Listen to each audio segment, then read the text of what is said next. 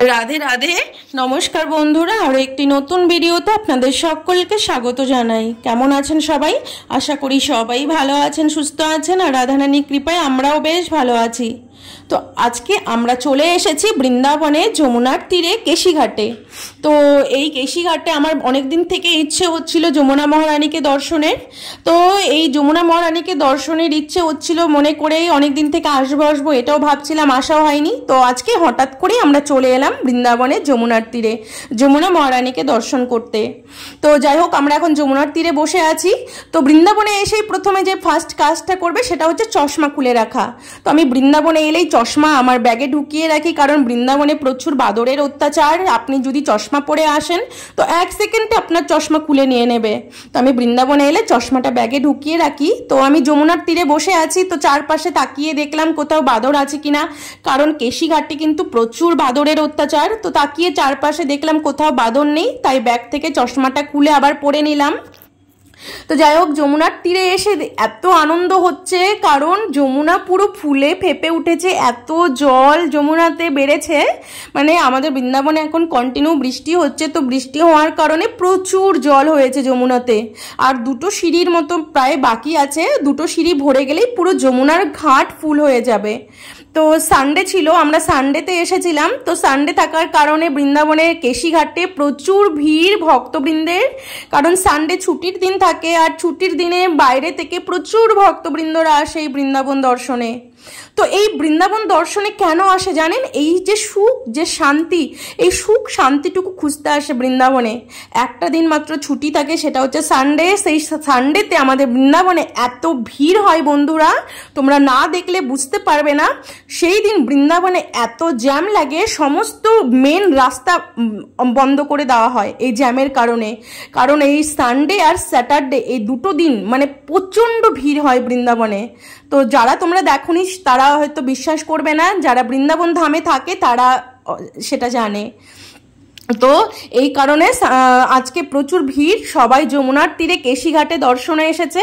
আর এই কেশিঘাট থেকেই কিন্তু যমুনা মহারানীকে সব থেকে কাছ থেকে দর্শন হয়, মানে এতটা কাছ থেকে দর্শন হয়। আর আমরা যে এই যমুনার ওপরে বসে রয়েছি, মনে হচ্ছে যমুনা নদীর তীরে একদম ওপরে বসে আছি। তো যমুনা নদীর ওপরেই থাম্বাগুলো করে দেওয়া আছে বসে থাকার জন্য। তো এত সুন্দর জল, টলটলা জল, মনে হচ্ছে স্নান করি নেমে। কিন্তু স্নান করার মতো জামা এখানে চেঞ্জ করতে হবে জন্য এখানে আর স্নান করতে পারলাম না, অন্য কোনো দিন এসে স্নান করব। তো আমি বাড়ি থেকে চিন্তা ভাবনা করেই বেরিয়েছি যমুনায় গিয়ে অনেকটা টাইম কাটাবো, কারণ এই যমুনা নদীর তীরে বসে থাকার যে সুখ, যে শান্তি, এটা যারা অনুভব করেছে তারাই বুঝতে পারবে। যারা অনুভব করেনি, যারা কোনোদিন বৃন্দাবন ধামে আসেনি, যারা কোনোদিন বৃন্দাবন দর্শনও করেননি, তারা কিন্তু এটা কোনোদিনও অনুভব করতে পারবে না।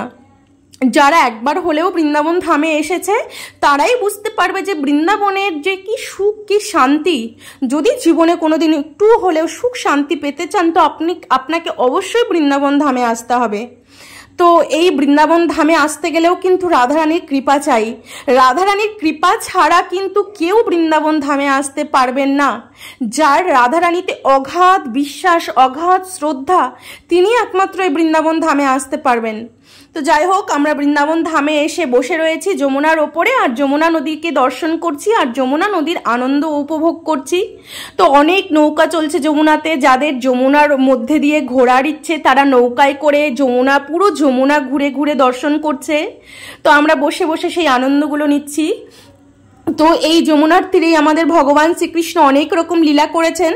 তো যারা বৃন্দাবন ধাম দর্শনে আসেন অনেকেই না জেনে আসেন যে কোথায় কোথায় আমাদের ভগবান শ্রীকৃষ্ণ কি কি লীলা করেছেন। তো অনেকে বাইরে থেকে দর্শনে আসেন, তারা ভগবান কোথায় কি কি লীলা করেছেন সেগুলো জানেনও না। তো না জেনে শুনে দর্শনে এসে বাস বৃন্দাবনের ওপরে ওপরে 2-4টে মন্দির দর্শন করে আবার ঘুরে চলে যান। কিন্তু বৃন্দাবন ধাম দর্শনে আসার আগে জানা উচিত এখানে কোথায় কোথায় ভগবান শ্রীকৃষ্ণ লীলা করেছেন, কোথায় কোথায় আমাদের মেন দর্শন করতে হবে।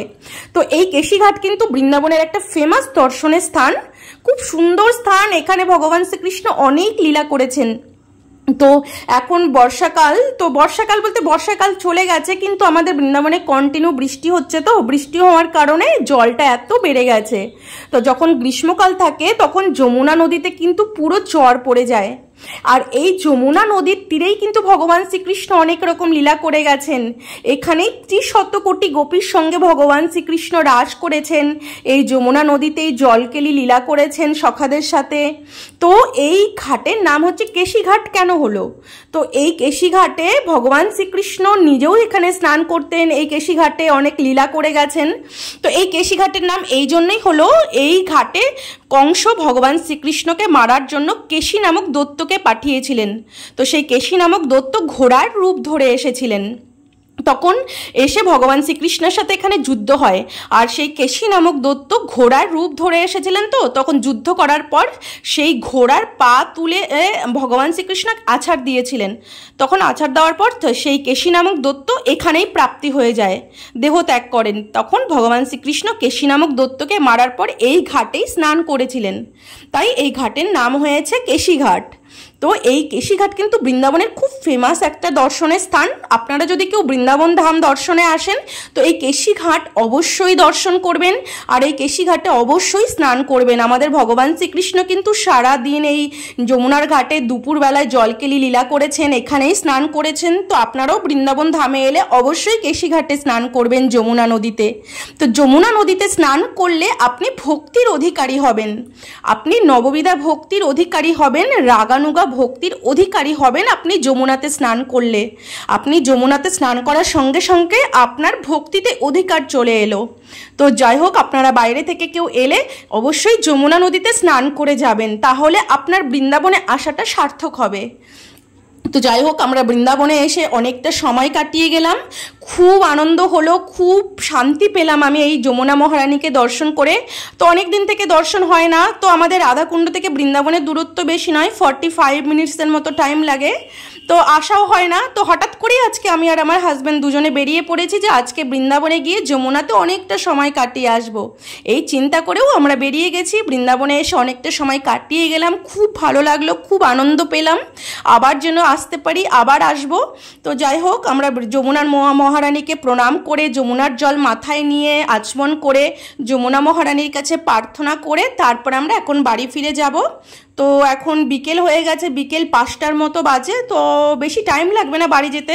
তো যাই হোক, আর বৃন্দাবনে এলে আপনারাও এই যমুনা মহারানীকে দর্শন করবেন, যমুনা মহারানীতে স্নান করবেন। তো আজকের ভিডিওটা আমরা এখানেই শেষ করছি, আবার দেখা হবে পরের ভিডিওতে। রাধে রাধে।